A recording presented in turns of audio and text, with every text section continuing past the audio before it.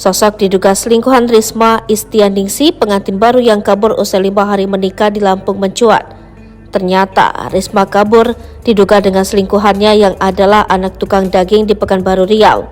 Informasi itu diperoleh suami Risma dari tetangga yang melihat wanita itu dijemput oleh seseorang.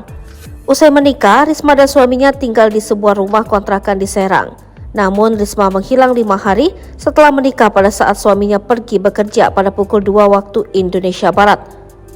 Setelah aku keluar dari kontrakan kita, aku nggak sengaja lihat kamu di jendela. Aku pikir kamu takut karena aku tinggal sendiri di jam 3 pagi, tulisnya lagi. Ternyata dugaan sang suami salah. Rupanya Risma setelah itu pergi dari kontrakan itu dan tidak kunjung kembali. Suami Risma bersama keluarga sang istri kemudian mencari tetapi tidak ditemukan. Justru dia mendapat temuan mengejutkan. Pasalnya tetangga mengatakan Risma pergi dengan seseorang menggunakan mobil. Sang suami juga mendapat informasi soal pria yang membawa kabur istrinya itu. Rupanya pria itu anak tukang daging di pasar Cipuan Pekanbaru. Dia pun berharap Risma pulang karena orang tuanya sakit-sakitan mencari keberadaan pengantin baru itu.